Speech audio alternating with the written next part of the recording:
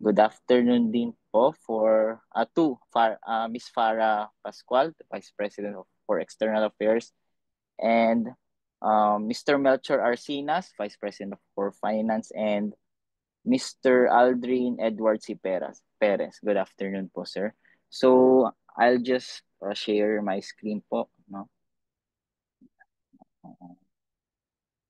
Okay. So, good afternoon again, everyone. So for this webinar, we will be providing an updates for the current or the most recent AMLC regulations and guidelines. So also before that, we will be also providing an updates on the exit of Philippines from the gray list.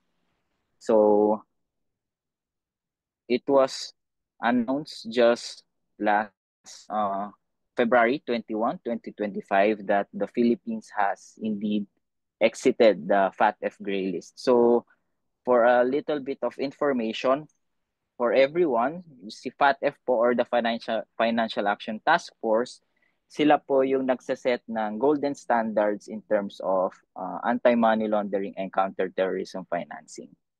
So, bali sila po yung naglagay sa Philippines under increased monitoring, which means na magiging burdensome po yung mga processes ng banks and other financial institutions. I think na experience naman siguro nito ng I think other members from Rebab QC. If you open an account, di ba po ang daming requirements, ang daming, for example, documents na hihingi.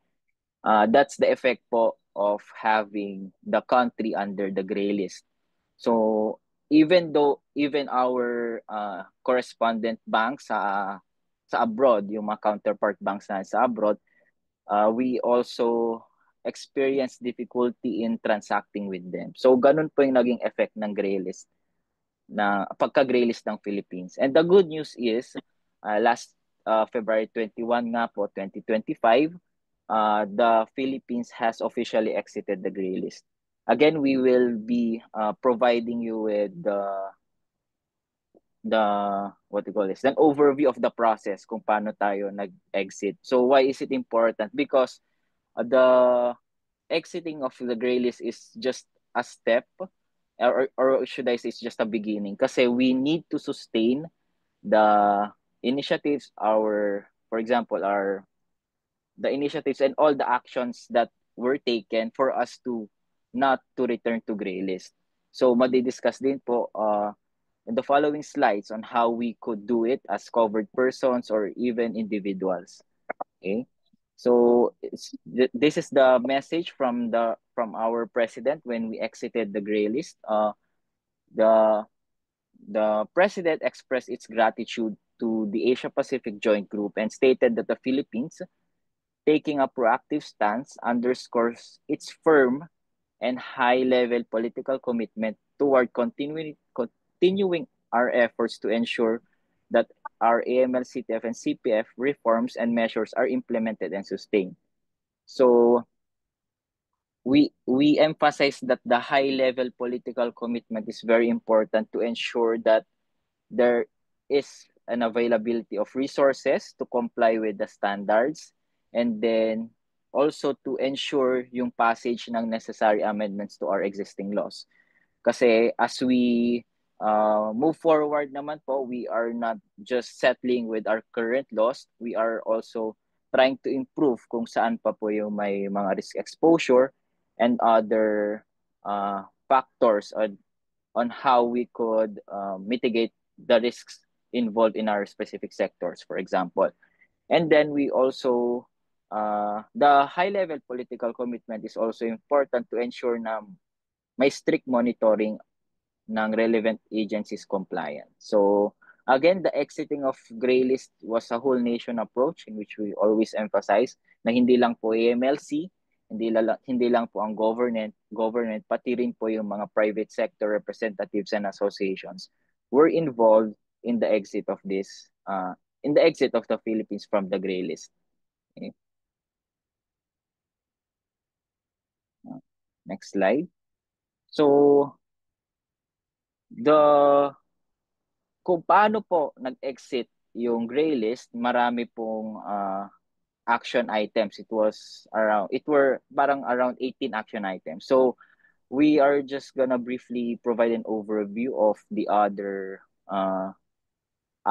action items kung saan naging involved po yung private sector representatives and organizations, specifically REBAP. So the first item was the demonstration of effective risk-based supervision of DNFBPs. So ang meaning po ng DNFBPs, yung designated non-financial businesses and professions. So how we exited the gray list, we streamlined the process of registration, and we achieved the highest number of registration rate of DNFBPs, which is 98.56% of the population. So bali, it's the big chunk of these covered persons that were registered came from the real estate industry or sector. So medyo palakpakan po natin ang ating sector kasi we greatly contributed to the exit of the Philippines from the gray list by our registration with the AMLC. Okay. And then we also enhanced our supervisory framework and effectively implemented risk-based engagement. So there are also covered persons that have already undergone compliance checking.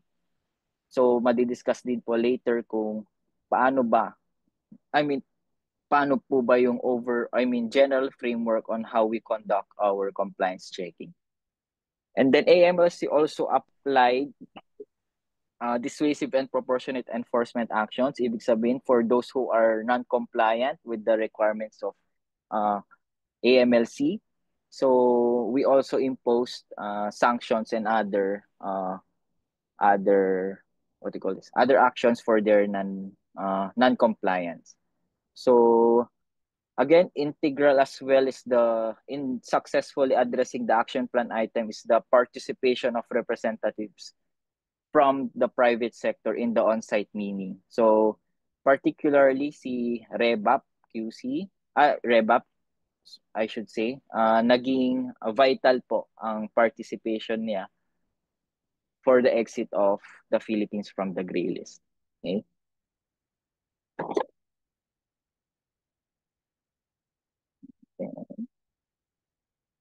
Next slide. So again, the other action item that was addressed for us to exit the gray list was the enhancement of the effectiveness of the targeted financial sanctions framework. So again, in this regard, the following measures were implemented. So the supervising authorities have conducted thematic reviews, and then the supervising authorities implemented several measures, including the issuance of TFS-related rules and regulations, targeted capacity building awareness raising programs, and more robust TFS supervision. So during the on-site visit, the Philippines have demonstrated that covered persons clearly understand their TFS obligation. So again, mapapasadahan naman po ang TFS on the later slides. So following the exit of the Philippines from the FATF gray list, we now expect faster and cheaper cross-border transactions. So there are now fewer compliance barriers and enhanced financial transparency. Ang makakaramdam po nito firsthand are our OFW kababayans because they will now experience cheaper cross-border transactions. And then eventually or ultimately, the enhanced image of the Philippines in the global financial sphere is expected to greatly benefit our economy. So this will now make the Philippines an attractive destination for foreign direct investments. So what did we learn during this process? So it's important for us to take note of our key takeaways so that for the upcoming evaluation or mutual evaluation of the Philippines, we will now be aware kung ano po yung mga kailangang gawin or ano yung mga, for example, policies and regulations na kailangang ma-implement. So some key learnings we had from this experience: first, the importance of high-level political commitment. So such manifestation of commitment from the government indicates its firm resolve to address key areas in the Philippines anti-money laundering framework. And then second would be the strong ties between the government as well as with private sectors, private sector stakeholders. So again, we highlight the importance of active collaboration between the government and the private sector, most importantly, the covered person. So we cannot overemphasize that the cooperation of covered persons, especially the representatives or members from REBAP, that your cooperation through the implementation of AMLA and its relevant rules and regulations is essential in establishing a robust anti-money laundering or counter-terrorism financing framework. Okay, so we have noted some strategies that proved to be effective in our bid towards exiting the FATF gray list. So please take note that these strategies are still relevant in our current aim of continuously safeguarding our country's financial system. So among these strategies are: first, the utilization of interagency coordination mechanism. So again, as stated earlier, meron po yung collaboration between regulators, law enforcement agencies, covered persons, and other stakeholders, which is integral to the development of comprehensive policies. Again, as earlier mentioned, the whole of nation approach, which involves all stakeholders, ensures development and the adoption of effective measures to address anti-money laundering or counter-terrorism financing related risks. Also, the technology played an integral role in addressing the AML and CTF risk. So, again, na trending po ngayon yung paggamit ng, for example, the use of AI, the emergence of AI tools. So, it was integral, or it will be integral in our sustainability efforts on how yung paggamit ng AI, it will be integral for us to be able to catch up with the recent, for example, trends or typologies relating to AML and CTF risks. And then the AMLC also, in improving its supervisory framework, will still be prioritizing sectors determined to have higher exposure to money laundering and terrorism financing risks.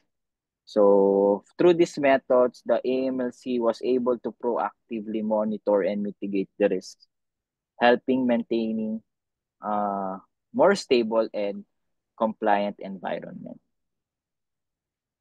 Okay. So where do we go at this point? Again, the Philippines should continue to work with the Asia Pacific Joint Group to sustain its improvement in its AML and CTF system. So ensuring the integrity of the financial system is a never-ending journey. So we emphasize that. And then we also need to sustain the implementation of our AML and CTF regime and to continuously improve it.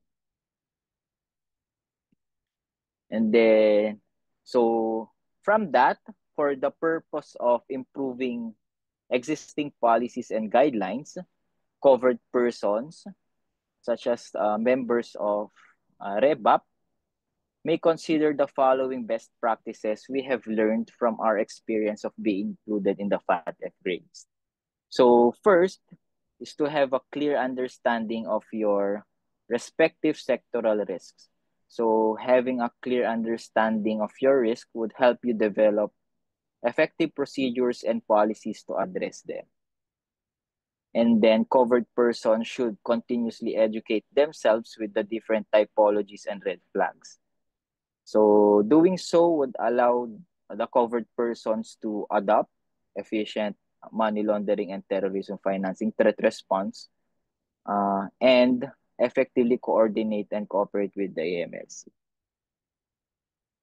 Okay, so ang na-mention po dito is having a clear understanding of your respective sectoral risk. So, ongoing na rin po ang ating third national money laundering and terrorism financing risk assessment. Again, we also want to thank REBAP for its continuous and active participation sa ating national risk assessment. So, in relation to our aim to sustain and continuously improve our country's AML and AML-CTF framework, we are now conducting the third national money laundering and terrorism financing risk assessment. So the aim of the NRA is to evaluate potential money laundering threats and vulnerabilities affecting our country.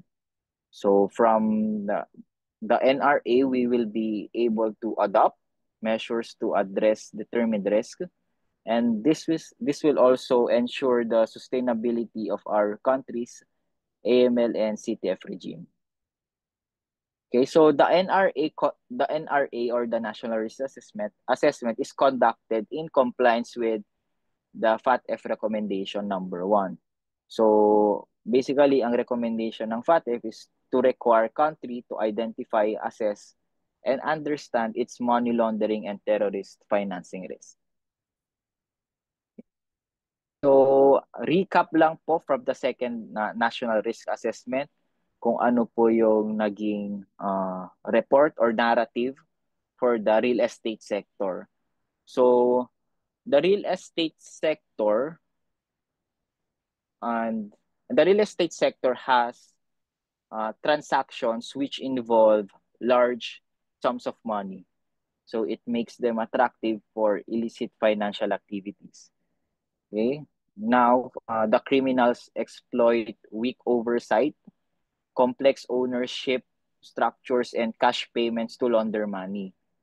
Also, cross-border transactions increase risks by making it difficult to trace the source of funds. Okay, so doong last NRA report po, which was conducted in 2015 to 2016, it highlights key vulnerabilities including limited awareness of the AML and CTF obligations among real estate professionals, and then weak KYC implementation, then low levels of suspicious transaction reporting, and the misuse of legal entities to conceal property ownership. So in this case, those who are using dummy corporations or mayroong ginagamit lang na ibang juridical person to be a front of that specific transaction. Okay? And then we want to highlight that addressing these gaps is critical to reducing financial crime risks. So as key players in the industry, so the REBAP can serve as vital gatekeepers in mitigating this risk. Okay, so by your assistance in promoting compliance with AML and CTF regulations, strengthening due diligence practices, and encouraging proper KYC implementation among its members, REBAP can play a crucial role in detecting and preventing illicit financial activities within the real estate sector. So, enhancing industry awareness, providing training, fostering collaboration with regulatory agencies such as the AMLC will further reinforce the integrity of real estate transactions. Again, just a review, although there was a mention kanina, there are new members of REBAP, and also there are existing members na. For those who took the the webinar in the LMS portal, so this is more of a review or a reminder on our major obligations as covered person. So 3 major obligations lang naman po siya, which includes customer due diligence, record keeping, and transaction reporting. So The requirement for covered person to conduct customer due diligence is to uh first covered person should implement a risk-based customer due diligence by first monitoring client information, activities, and transactions. So to determine the existence of possible suspicious activities. So also it involves here the prompt implementation of the targeted financial sanctions related to terrorism financing and proliferation financing. So again, doing so would potentially disrupt the flow of funds to be used for committing acts of terrorism, money laundering, and eventually and and for example, the development of weapons of mass destruction, for example. Okay. And then the second obligation is to retain and safekeep transaction and account records. So complying with the relevant rules on record keeping would greatly assist the AMLC in conducting financial investigations. Okay, so again, the requirement based from the regulation is to store for 5 years from the date of transactions all customer records and transactions. And then lastly is the reporting of covered and suspicious transactions to the AMLC. So timely reporting in accordance with the AMLA and its relevant regulations is critical to allow the AMLC to flag activities that warrants an investigation.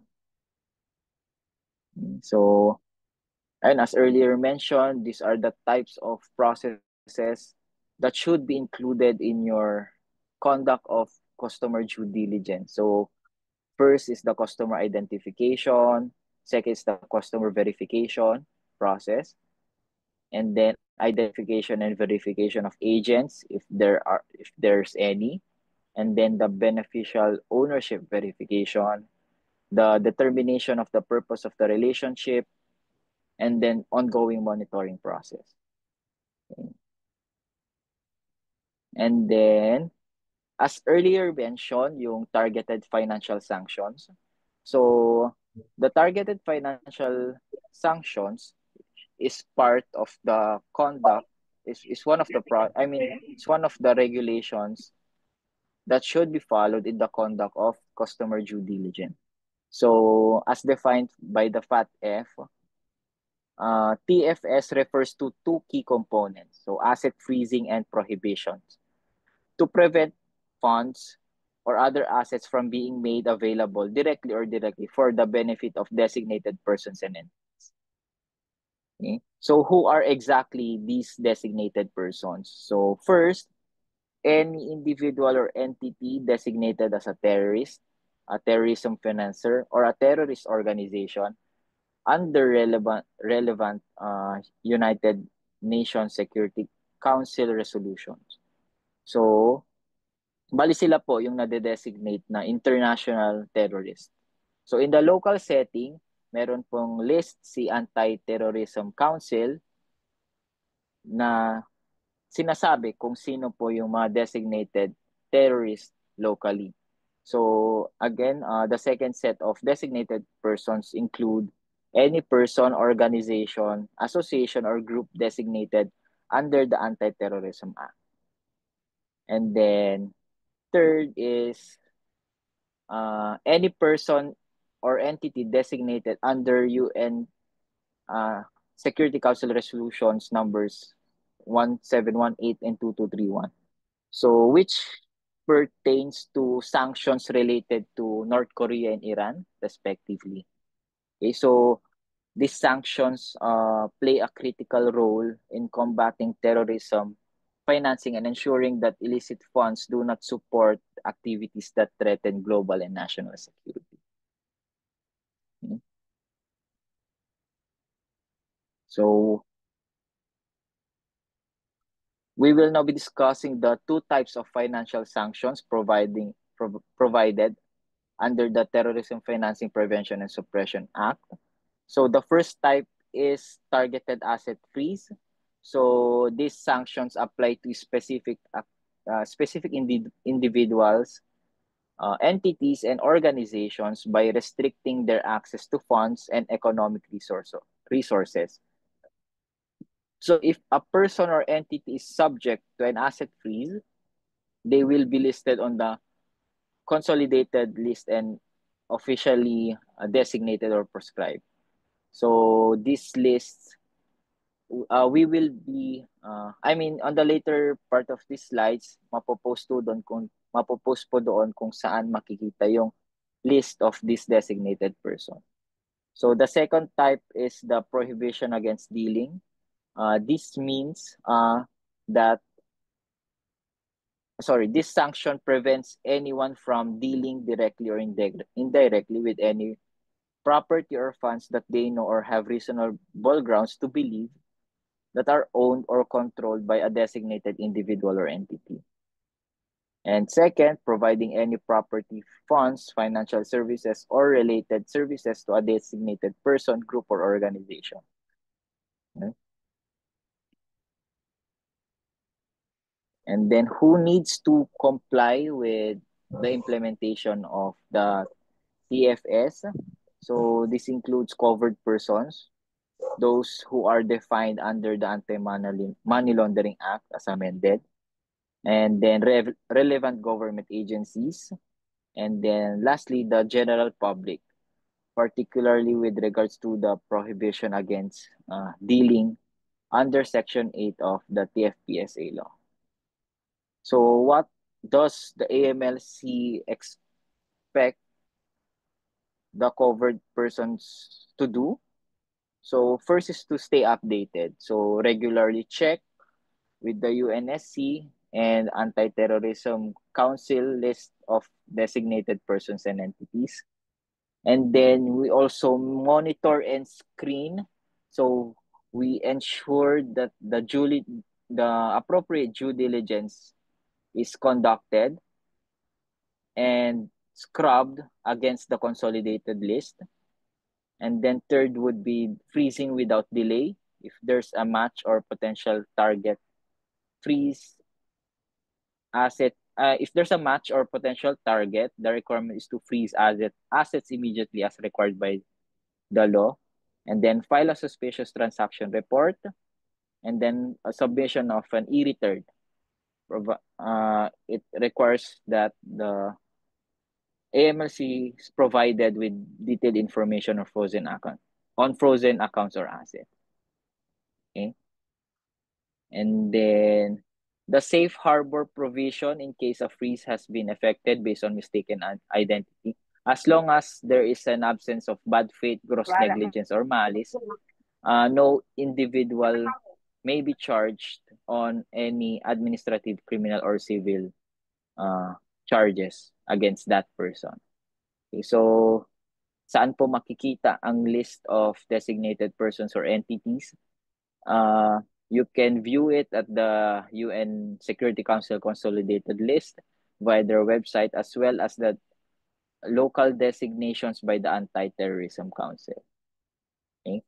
So for more detailed discussion of TFS or Targeted Financial Sanctions, the AMLC is also providing this specific topic sa aming online learning portal. So doon po nakakaroon ng certificate if you complete that training or webinar. Okay. So again, we recap some of the important points we have discussed. So covered persons can assist by continuously complying with the provisions of the Anti-Money Laundering Act as amended and its relevant rules.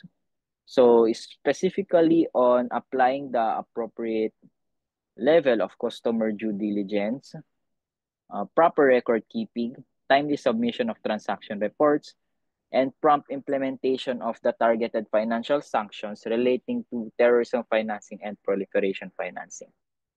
So aside from complying with the AMLA and its relevant rules, covered person should also consider improving its guidelines, policies, and practices. So on your end, if you already have existing policies or practices and processes within your respective institutions, we also recommend to that you also consider improving them as well. And then next would be that the covered person should understand the risks pertinent to your specific sector in order for you to implement appropriate measures to mitigate any identified risk. And lastly, covered persons should educate themselves with different typologies and red flags so they could adopt efficient money laundering and terrorism financing threat response measures and effectively coordinate and cooperate with the AMLC. So covered persons have an integral role towards ensuring the integrity of the financial system through the strict implementation of the AMLA and its relevant rules. So being on the front lines, covered persons have first-hand insights into emerging trends and potential vulnerabilities of the financial sectors. Okay.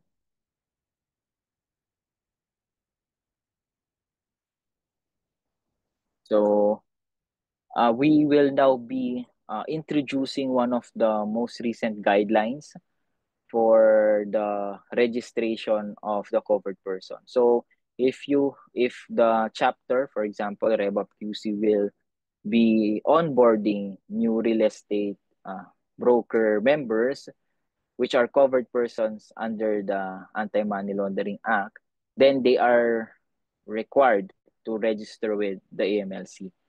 The improved process, so we call the compliance optimization registration system, it took effect last 30 April 2024. So we officially shifted from the old registration system to the new system, which we call course for short. So for this reason, covered persons will need to register under the new course. So the registration procedure under the course is much easier and the required supporting documents are already reduced to one or two only. Okay, so upon successful registration, the system now will be immediately providing the registrant with a copy of the provisional certificate of registration, and then the PCOR or the provisional certificate is valid for 6 months, within which the period the AMLC will evaluate whether to convert to permanent or to disapprove the registration as the case may be. Okay, so who are required to register? The covered persons under the AMLA as amended, which includes real estate brokers. Okay, so bakit po kailangan mag-register? So that you will be able to report transactions through the portal, through the AMLC portal. Because if you recall, one of the major obligations of covered persons is to report transactions, covered transaction reports, and suspicious transaction reports. And registering with the AMLC will give you the platform to submit that report. Okay. And then the documentary requirements for registration, it was trimmed down. So previously there are a lot of certificates na hinihingi, but for the course or under the course, medyo konti na lang po yung what you call this, documentary requirements. So for corporations, ang requirement na lang po is the following, yung articles of incorporation and the general information sheet, and then notarized board resolution or certificate of designation of compliance officer. And then for partnership, articles of partnership lang po, and then the notarized resolution on the designation of compliance officer. So for sole proprietors, DTI lang din po, and then the notarized authority designating the CEO. And then lastly, for professionals, ang requirement lang po is to have the certificate of registration or license from the PRC or the IBP for lawyers. So the link to the AMLC portal, you could just scan this kapag, for example, hindi pa po kayo registered. Or alternatively, you could just type in sa Google AMLC registration. Mare-redirect na po tayo doon. Okay? After registration, you will now be given, as earlier mentioned, you will be provided with professional certificate of registration. So it will be issued upon the completion of registration in the AMLC portal and verification of the elected email address. So two-step po yan. Magre-register sa AMLC portal and then may verification po dun sa email address. If hindi po kasi na-verify yung email address na yon, madi-disapprove yung application and then you will have to do it again.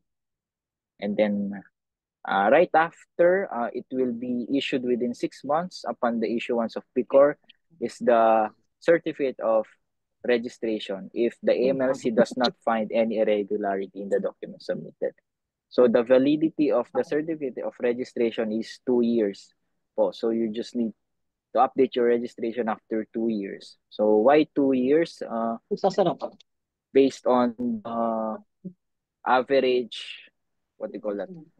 Based from the research, yung average updating po ng mga officers, for example, compliance officer ng isang company or even sa other entities, nagbabago po kasi siya around 2 years. So that's why it was also for the part of AMLC to request for updating of information from the covered person.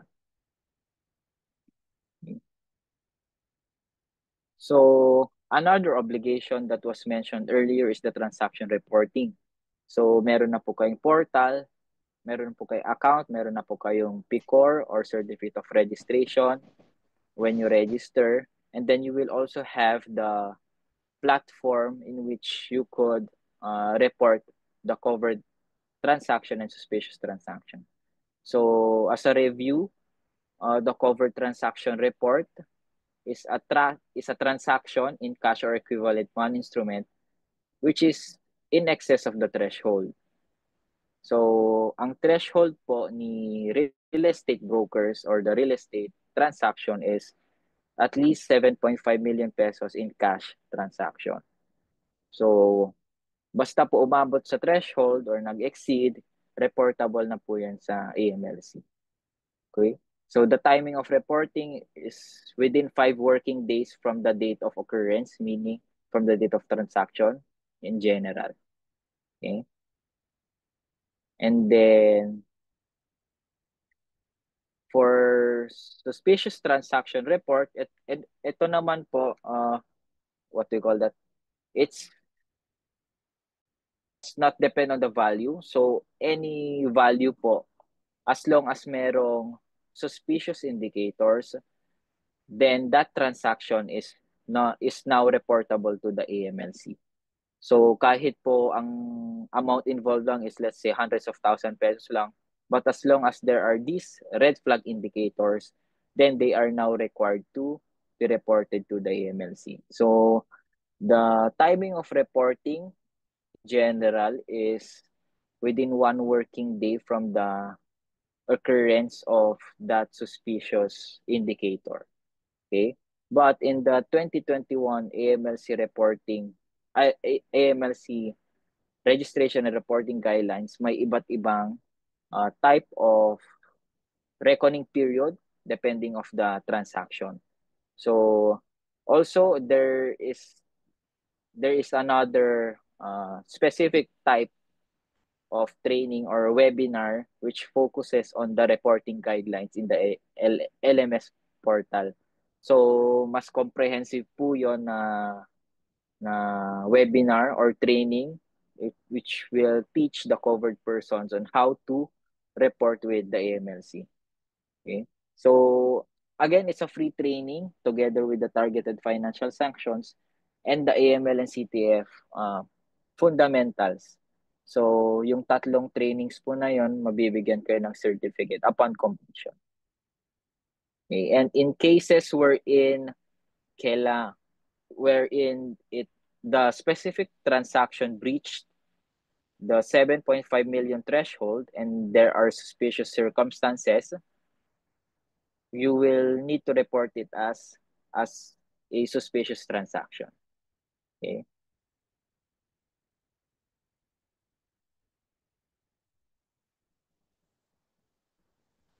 So we have this safe harbor provision, meaning wala pong any admin, criminal, or civil cases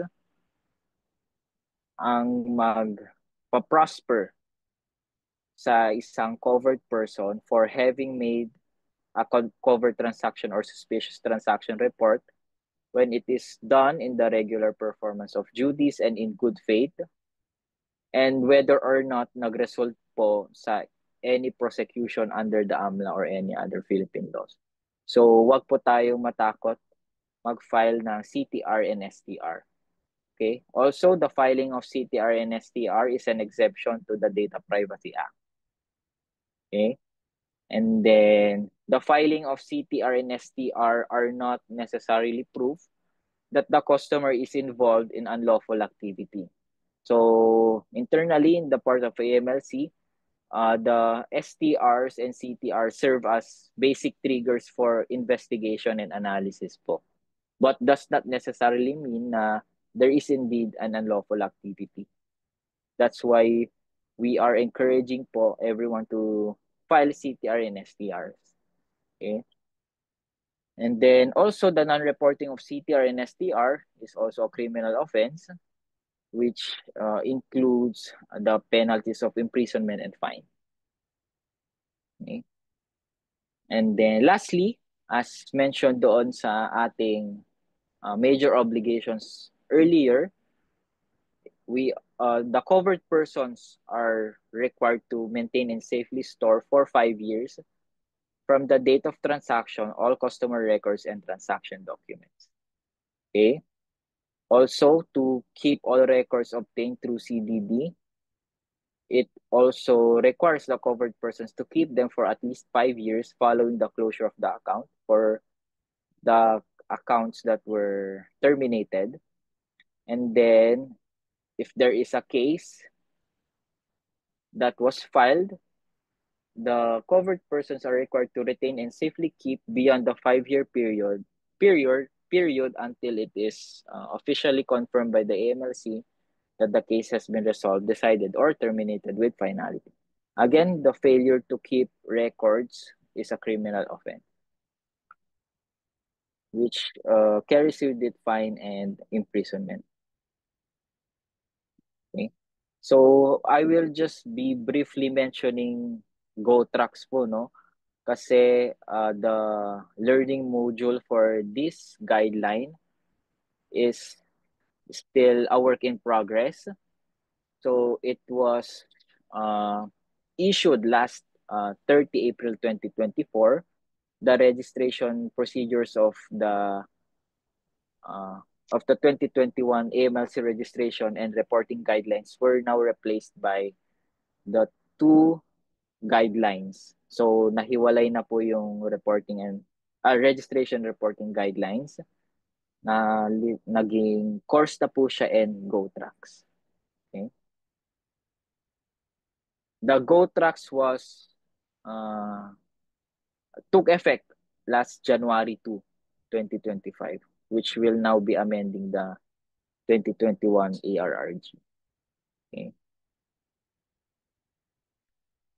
And then just to briefly provide you with context, so the GoTrax now will further enhance AMLC's compliance with certain FATF recommendations. So as earlier mentioned, at the earlier part of this webinar, meron pong recommendation si FATF. So yung mga improvement or guidelines in the reporting format, those were aligned doon sa FATF recommendations. So these new guidelines will just be complying with the recommendations that were provided by the FATF. So for example lang po yung on immediate outcome 3 and 4, which includes the supervision and preventive measures for financial institutions as well as the designated non-financial businesses and professions. The introduction of the date of determination field for STRs will allow the covered persons to specify the actual date of knowledge. So this will just be providing the supervisors to assess the timeliness of the suspicious transaction reporting. And then on the immediate outcome 5, it is now mandatory to upload beneficial ownership information of account holders tagged as judicial persons for STR. Okay.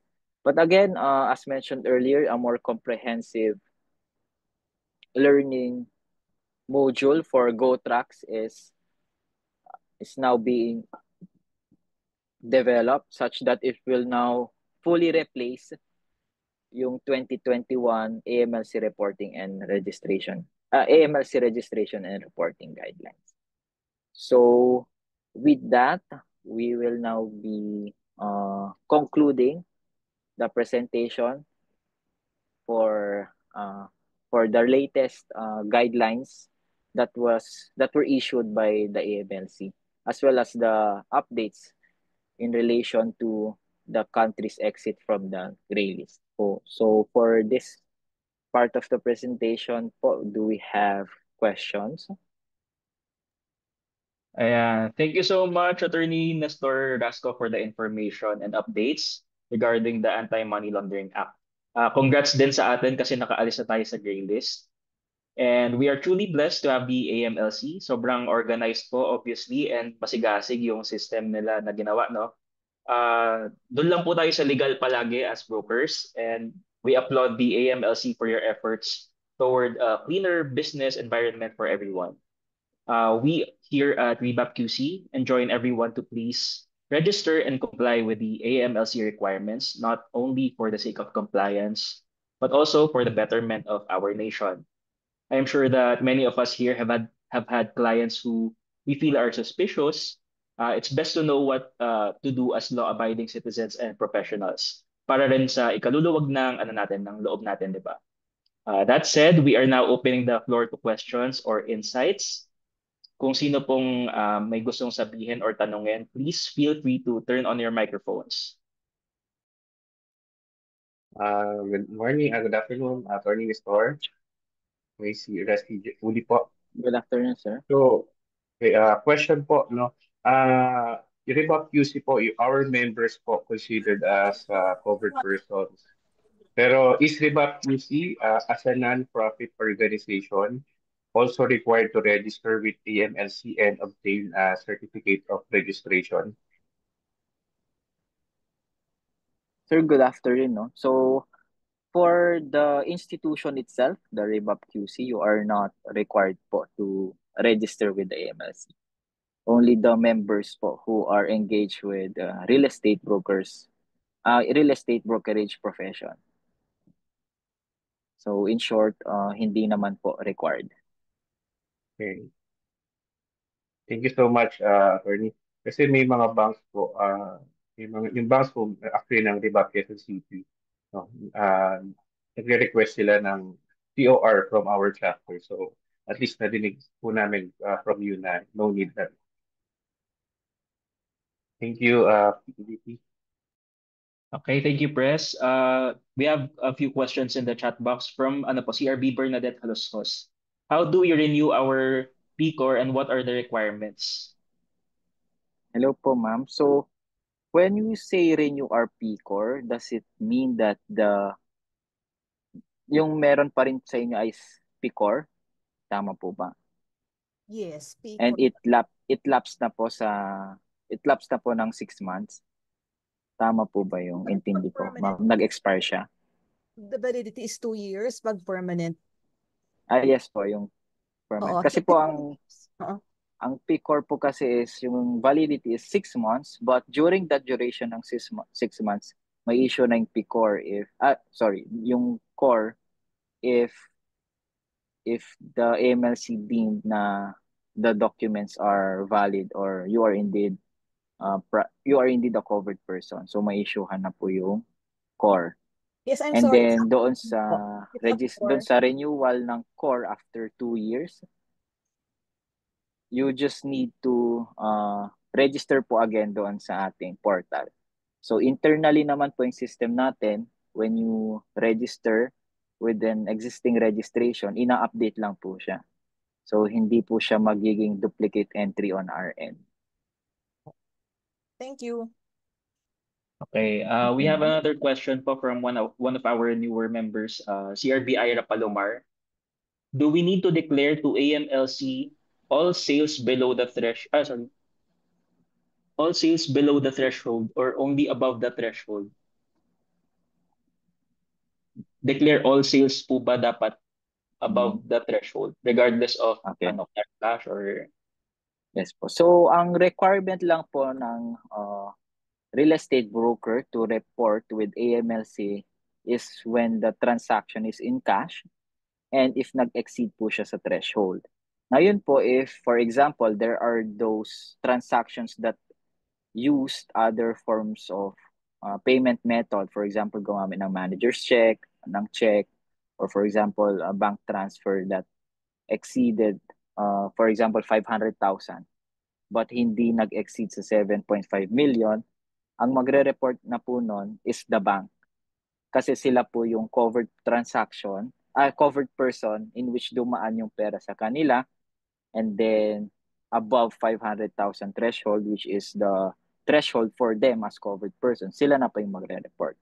But again, we emphasize po that even though it's lower than the threshold, as long as meron po tayong nakita na red flag indicator or any suspicious indicators in that transaction, we recommend or we encourage that you file the appropriate STR. Hindi po pala encourage, but we require the covered person that you submit an STR with regards to the transaction. Ayan, thank you, attorney. Wala pa pong questions na iba.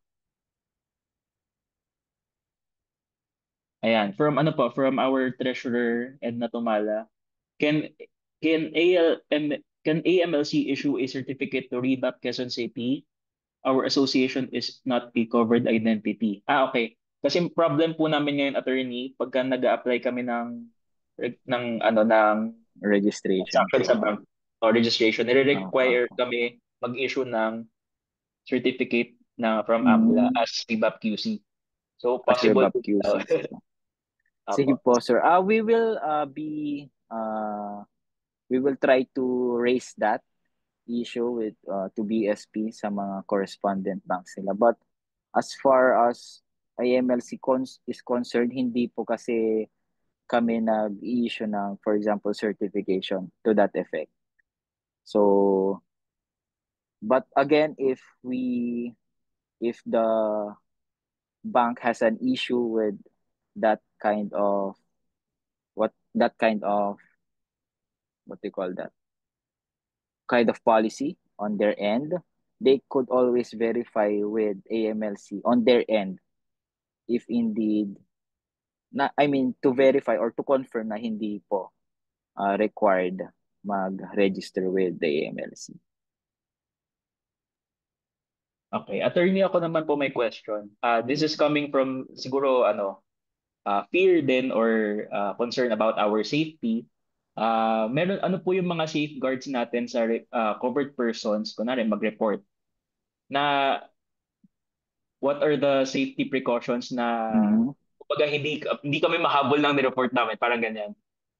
Yes, po. so sir, for the CTRs and STRs, again, these are very confidential. So even not all the members of AMLC has an access to those CTRs and STRs. Also, for example, the CTRs are used to paint the whole picture. If, for example, merong investigation na ginaganap or na ginagawa, the CTR and STRs will be somehow of an aid or a guide for investigation with regards to the financial transaction. Ngayon, in that investigation, hindi naman po, although that investigation is still confidential, hindi rin po na-mention kung, for example, sino yung nag-report, kung anong entity yung nag-report, or si Rebap ba nag-report. So, hindi po siya directly identify.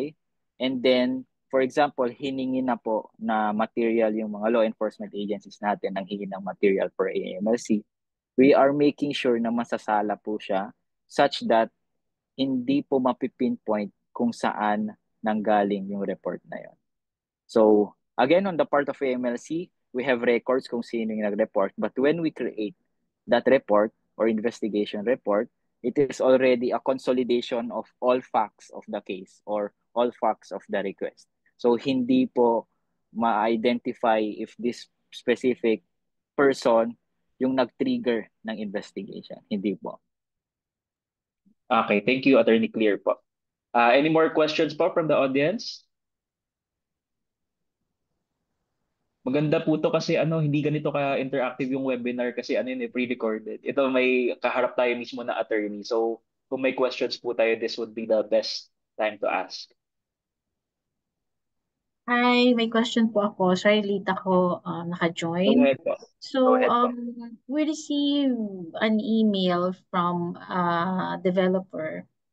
And in accordance, basahin ko lang po, no? In accordance to RA 9160, licensed brokers are required to comply with AMLA requirements. Please send your AMLA PCOR /COR until a deadline. So, ito po ba sa inyo manggagaling yung AMLA PCOR certificate, COR? And saan po ba ipapadala? Sa registered address o ipipick up po namin sa office? Sige po, ma'am. Ma'am, for yung paghingi po kasi ng PCOR and COR is the policy of the bank, which is a part of their due diligence. So, nire-require na yung MLC certification for them to continue transacting with you or opening accounts, for example. So, for you to acquire a PCOR, need lang pong pumunta sa MLC portal and then meron pong link doon which will be directing you to doon sa application portal natin. Okay? So, mag-input po kayo ng details nyo doon and then upload the necessary documents. So, as mentioned earlier, for professionals, I think ang hinihingi na lang is RPC for real estate brokers and then IBP ID for solo practitioners na lawyers. So, after you input the details, magkakaroon po ng verification process, magpa-flash po yung further instructions. For example, yung pag-verify nyo po ng email address.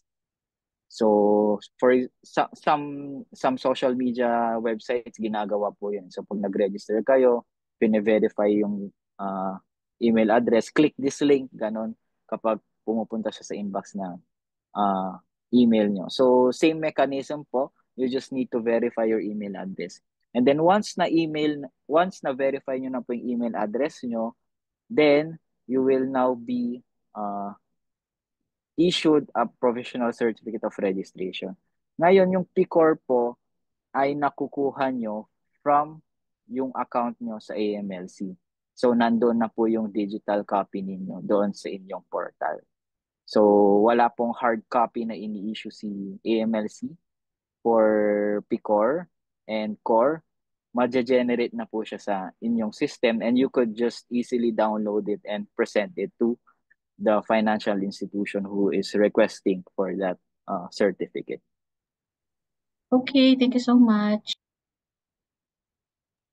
Thank you, CRB Ira, for the question. CRB pala? Renat pala, sorry. Anyone else po with questions?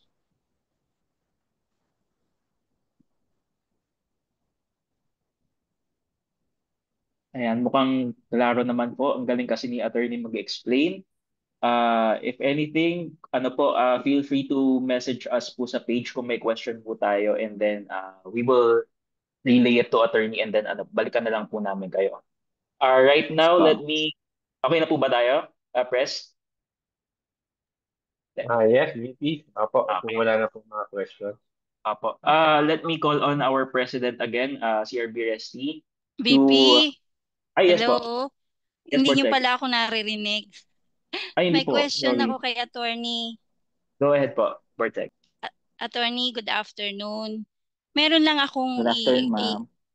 i-share na experience.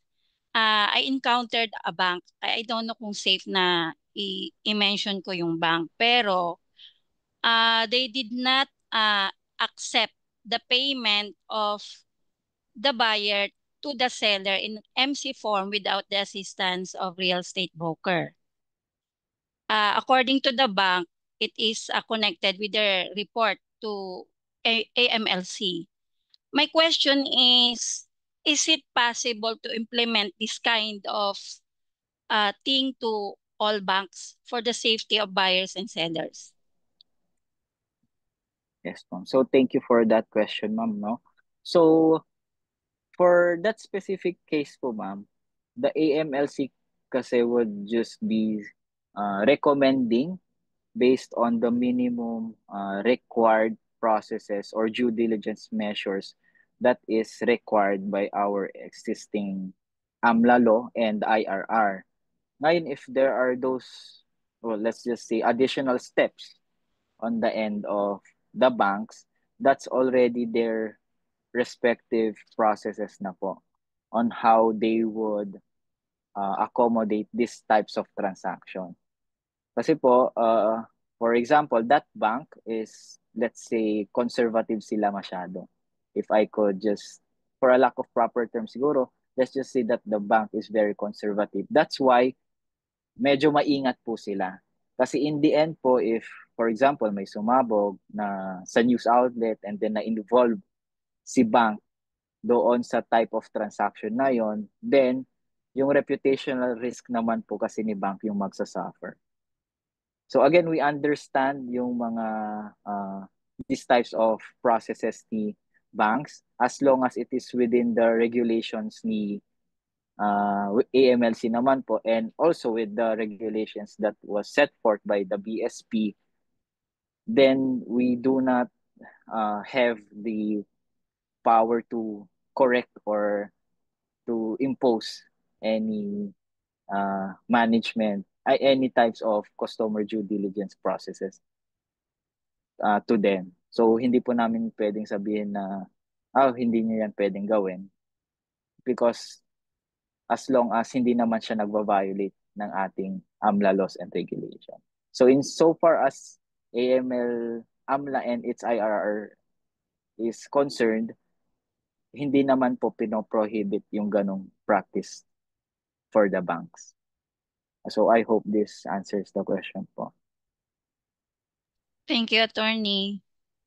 Also additional lang din po, ma'am. So there are also these measures that are being implemented by different financial institutions.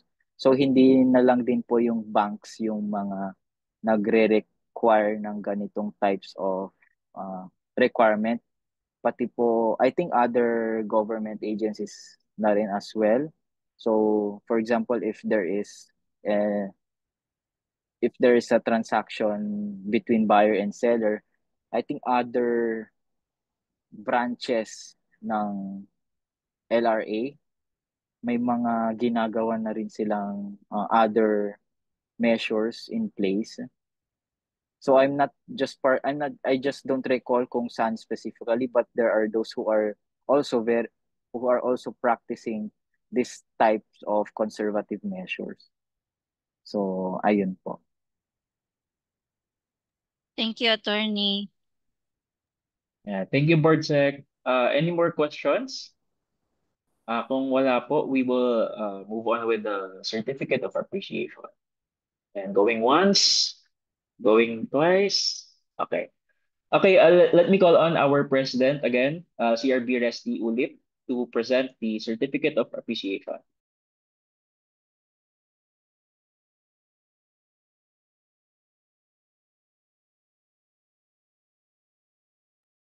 Okay, so yun. Thank you so much po, Attorney Nestor Paul Rasco. Okay, so Certificate of Appreciation. This certificate is proudly presented to Attorney Nestor Paul P. Rasco by the 2025 Rebap Quezon City Board of Trustees in recognition of and gratitude for sharing with the association his invaluable insight as guest speaker with topic Anti-Money Laundering Act compliance, given this 14th day of March 2025 via Zoom webinar, signed by our chairman, CRB Engineer Michael C. Reyes, and yours truly, CRB President A. Ulip, and our board secretary, CRB Ruth V. Bayan. Okay, so once again po, attorney, let us extend our heartfelt gratitude to Attorney Nestor Paul P. Rasco for sharing his time, expertise, and valuable insights with us today. So, Attorney, your knowledge po and experience have truly enlightened us on the critical role of compliance and supervision in strengthening our financial system. So, on behalf po of Riva Quezon City, thank you po, Attorney Paul, for being with us today. So, let us give him another well-deserved round of applause. Thank you very much po. Again po, on behalf of our Executive Director, Matthew M. David, and our Officer in Charge Director, Arnold T. Cabanlit, we again thank you, Rebap, for always uh, being cooperative and being able to, in short, ang dali pong kausap ni Rebap. So when we are finding or looking for associations who will be representing the Philippines in the on-site compliance of the Asia Pacific Joint Group, si Reba po yung isa sa mga nanguna to accept our invitation to participate in that on-site verification process. Again, hindi lang po sa on-site visit, pati po doon sa involvement ng REBAP sa National Risk Assessment. We are very grateful for the cooperation and the collaboration with REBAP. So again, so it's still early in the year, and we also are receiving invitations from other REBAP chapters as well. Again, we appreciate and we are very grateful for this opportunity to be able to reach out to the covered persons through the help of REBAP and to the help of the REBAP National and its different chapters. Again, thank you very much po. Thank you, attorney. Ayan. So, ano po, quick reminders about our upcoming events. CRB, press Resty. Can we, ano po? Okay, so on March 20, we have our second general membership meeting. Okay, ang venue po is Quezon City Hall sa third floor po. And also on March 29, our national general membership meeting is Las Piñas po ang venue. And also before po tayo mag-end, mag-picture po muna tayo, VP. Okay, so yun lang naman po ang announcement. Ayan. So everyone, thank you, press. Everyone, please turn on your cameras para makita ang beautiful and handsome faces natin.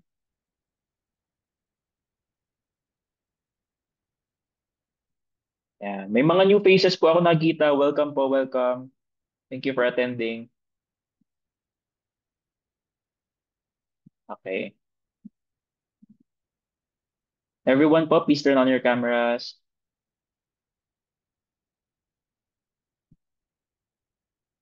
Okay, so ano po, magpipicture na po ako. First page, 1, 2, 3, smile. Isa pa po, 1, 2, 3, smile. Second page, 1, 2, 3, smile. 1, 2, 3, smile. Okay, thank you so much po everyone for attending. I hope na may natutunan. Alam kong may natutunan tayong lahat today na bago. And I hope that we all comply with the requirements set by the AMLC.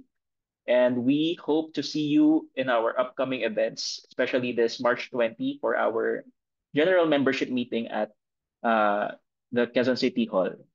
Ayan. Thank you po. Thank you, Attorney Thank you so Paul. much po. Thank Minsan, you sir, very much po. bibisita po kami sa inyo. I'm sure we will see each other again soon po. Thank you, attorney. Thank you so much. Thank you po sa lahat. Thank you po.